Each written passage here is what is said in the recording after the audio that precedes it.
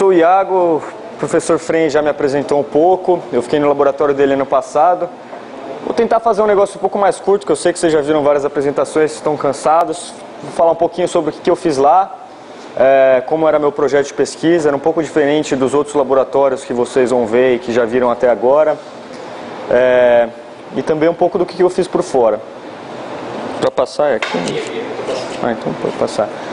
Então, eu trabalhei lá num laboratório de pesquisa clínica. E o meu laboratório era o único do programa inteiro que trabalhava realmente com pacientes e não com trabalho de bancada ou animais. Foi um dos motivos pelo qual eu escolhi ir para esse laboratório, porque eu já trabalhava com bancada aqui no Brasil, já tinha muita experiência com isso, trabalho de biologia molecular, tinha feito desde o final do primeiro ano iniciação nisso, já não aguentava mais ficar fazendo PCR, essas coisas. Então eu quis escolher uma experiência um pouco diferente. E aí eu achei o laboratório do professor Fren. Eles trabalham lá com neuromodulação. Alguém chegou a fazer neuromodulação? Alguém conhece neuromodulação aqui? Não? Então, basicamente, neuromodulação usa técnicas de estimulação elétrica ou magnética para você alterar o funcionamento cerebral de modo que isso possa ser benéfico para o paciente. Existem alguns tipos de neuromodulação. Existe a neuromodulação invasiva, que é feita por neurocirurgia, então você coloca um eletrodo implantado dentro do cérebro do paciente, é muito usado para Parkinson, tem se feito pesquisas para outras doenças também, às vezes epilepsia. Isso a gente não fazia lá, era um laboratório de neuromodulação não invasiva. Então, uma das técnicas que a gente usava era a técnica de TDCS, que é estimulação por corrente direta. É uma técnica extremamente simples, basicamente você colocar uma bateria na cabeça da pessoa e aplicar uma corrente elétrica, e isso vai estimular uma certa área do cérebro. Então a gente usava uma bateria de 9 volts e colocava 2 eletrodos no cérebro do paciente. Dependendo da posição em que esses eletrodos ficavam, tem uma corrente elétrica que flui de um eletrodo para o outro. Pode passar para o próximo. Então, aqui a gente colocava, uma das montagens possíveis de colocar esses eletrodos no córtex frontal. E aqui vocês veem um desenho de por onde flui essa corrente. Quanto mais vermelho, mais cores quentes, maior é a concentração de corrente elétrica. Essa corrente ela não é suficiente para despolarizar os neurônios, mas ela é suficiente para facilitar a despolarização desses neurônios e facilitar a atividade em uma certa área do cérebro. Saiu agora um trabalho recentemente mostrando que uma dessas técnicas de neuroestimulação possivelmente é mais eficaz para o tratamento de depressão do que os próprios antidepressivos. Então é uma coisa que tem sido muito promissora, uma coisa relativamente recente.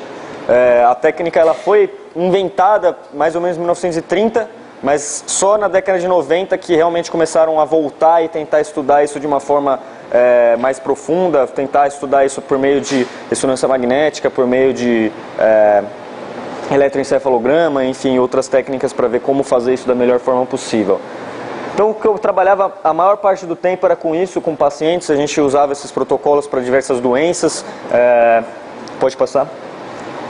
E uma outra técnica que a gente fazia também, e que essa eu acho a mais interessante de todas, é a estimulação transmagnética. Esse é o aparelho que a gente usava, é um deles, né? A estimulação transmagnética ela consiste em você usar uma bobina e passar uma corrente por essa bobina. Vocês devem lembrar do terceiro ano, principalmente os calouros aí, que tem o efeito de indução eletromagnética. Então sempre que você passa uma corrente elétrica por um fio, você induz um campo magnético. E sempre que você varia esse campo magnético, você induz também uma diferença de potencial, uma corrente elétrica, né? Falei certo ou esqueci tudo já? Então, a gente usa uma bobina em 8. Se vocês quiserem fazer na cabeça aí a regra da mão direita e tal, para ver como é que é. A gente passa uma corrente elétrica nessa bobina em 8, e isso vai induzir uma corrente elétrica no cérebro. A vantagem dessa técnica é que ela não se limita às limitações de resistência elétrica do crânio. Porque a outra técnica anterior que eu mostrei, você não pode dar uma corrente muito forte, primeiro porque dói, você leva um choque mesmo. Existe até corrente mais forte usada para depressão, que é a eletroconvulsoterapia, o eletrochoque, né?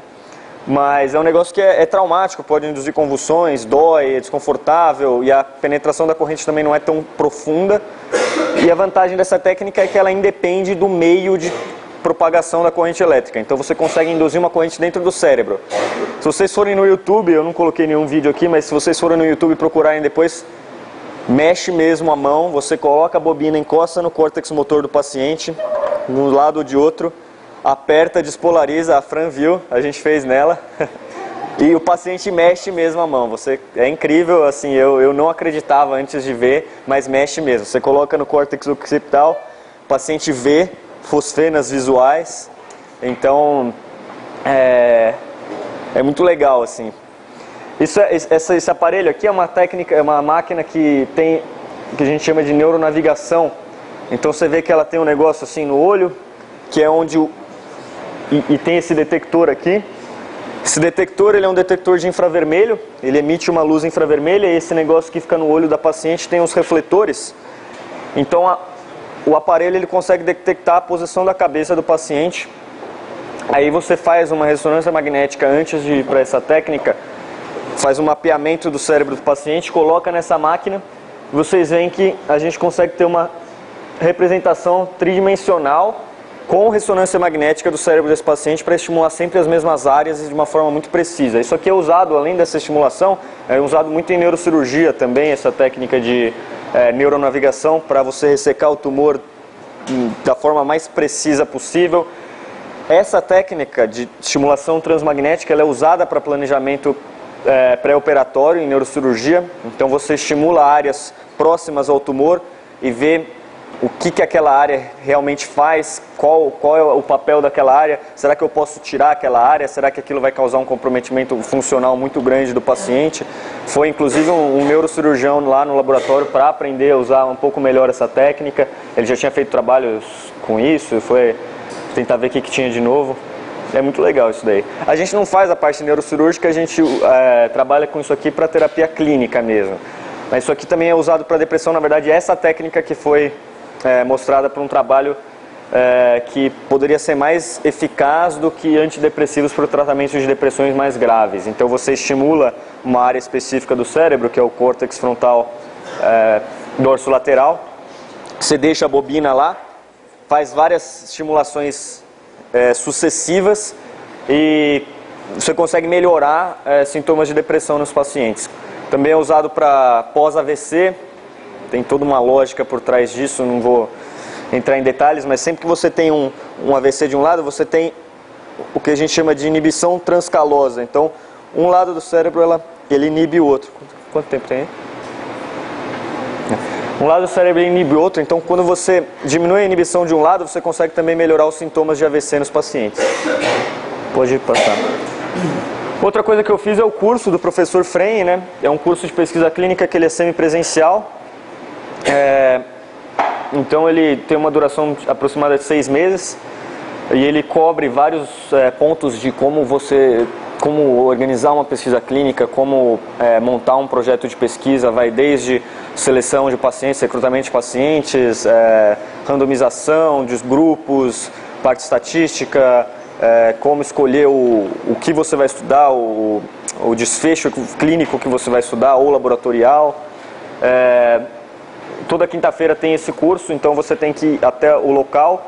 E aqui no Brasil ele é transmitido por videoconferência, eu estava sendo na sala do lado, por isso que o Fren estava aqui. E tem atividades online também. E hoje eu sou monitor do curso, sempre que você faz o curso você tem a oportunidade de ser monitor no ano seguinte. É basicamente isso, aí eu coloquei umas fotos assim para mostrar mais ou menos como é que era o nosso dia a dia, o pessoal já colocou umas fotos melhores. Essa era a família Kendall, menos o biscoitão, na cozinha lá de casa. Veem que aqui ela ainda não estava tão bagunçada. Deixa eu passar. Isso aqui era uma festa com o pessoal da HSPH que a gente foi lá, então assim, dá para conhecer bastante gente. Foi mais ou menos no começo do ano. Aqui todo mundo é aluno ou da Medical School ou da Public Health School. Deixa eu passar.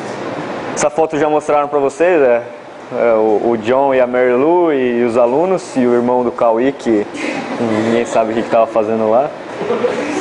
Isso aqui é durante os protestos que teve aqui no Brasil, a gente fez lá também, resolvemos se reunir com os outros brasileiros que estavam lá.